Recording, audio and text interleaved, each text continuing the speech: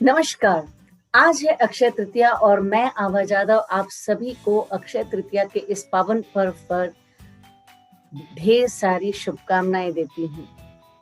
अक्षय तृतीया वैशाख महीने के शुक्ल पक्ष की तृतीया तिथि को अक्षय तृतीया के नाम से जाना जाता है। अक्षय तृतीया को अखा तीज, अख तीज, वैशाख तीज के नाम से भी जाना जाता है। यह दिन वर्ष में आने वाले अनेक पवित्र दिनों में से एक है। अक्षय तृतीया का अर्थ क्या है? अक्षय शब्द का अर्थ है जिसका कभी क्षय न हो, अर्थात एक ऐसा दिन जो कभी नष्ट नहीं होता। ज्योतिष शास्त्र के अनुसार वर्ष के हर महीने में तिथियां घटती व बढ़ती हैं, लेकिन अक्षय तृतीया के दिन का कभी भी क्षय नहीं होता। इसलिए इस तिथि को अक्षय शब्द से संबोधित किया जाता है। अगर इसे भगवान की तिथि कहा जाए, अक्षय तृतीया को ईश्वर तिथि कहा जाए तो गलत ना होगा। हिंदू समुदाय के लोगों के लिए अक्षय तृतीया का बहुत ही महत्व है। यह दिन अन्य दिनों से बहुत ही ज्यादा शुभ माना जाता है। अक्षय तृतीया के दिन को ईश्वर की तिथि के नाम से भी माना जाता है। शास्त्रों के अनुसार अक्षय तृतीया को ईश्वर तिथि के नाम से इसलिए संबोधित किया जाता है क्योंकि इस दिन श्री नारायण, परशुराम तथा हयग्रीव का अवतार हुआ था। इसलिए इस दिन इन तीनों देवों की जयंती भी मनाई जाती है। अब अक्षय तृतीया की कहानी क्या है? आपको जानकर आश्चर्य होगा कि अक्षय तृतीया की कथा को सुनने मात्र से ही हमें अक्षय तृतीया की इस तिथि का, इस पावन दिवस का फल मिल जाता है। तो कहानी कुछ इस प्रकार है।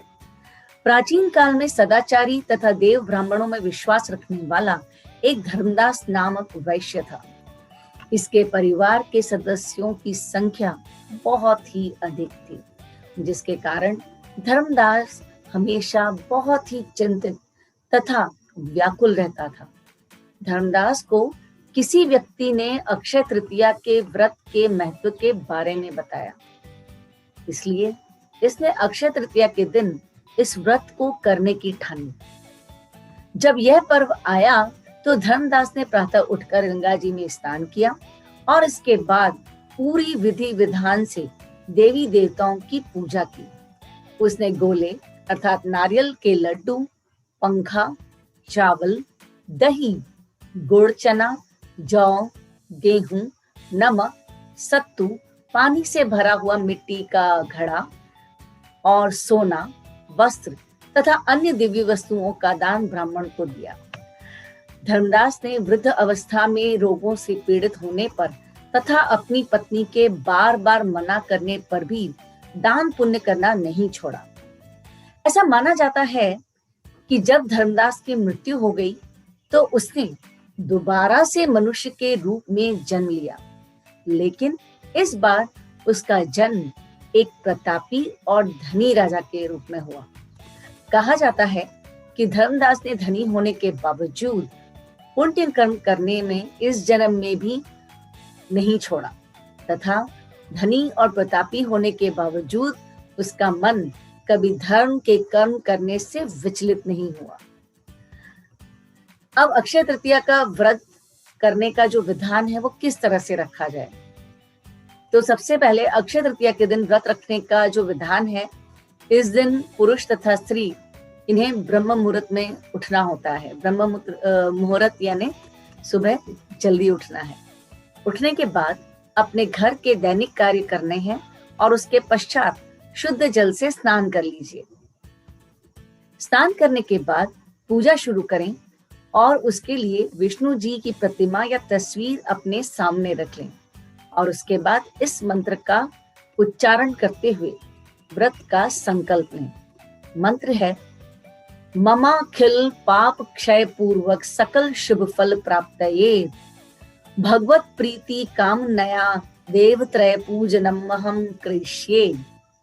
मैं फिर एक बार मंत्र कह देती हूँ। मम अखिल पाप क्षय पूर्वक सकल शुभ फल प्राप्तये भगवत प्रीति कामनया देवत्रय पूजनम अहम करिष्ये। संकल्प लेने के बाद भगवान विष्णु की प्रतिमा का पंचामृत से अभिषेक करें। अब विष्णु भगवान की षोडशोपचार विधि से पूजा करें। इन्हें सुगंधित पुष्पों की माला अर्पित करें। नैवेद्य अर्पित करने के लिए जौ, गेहूं के दाने, सत्तू, ककड़ी तथा चने की दाल लें।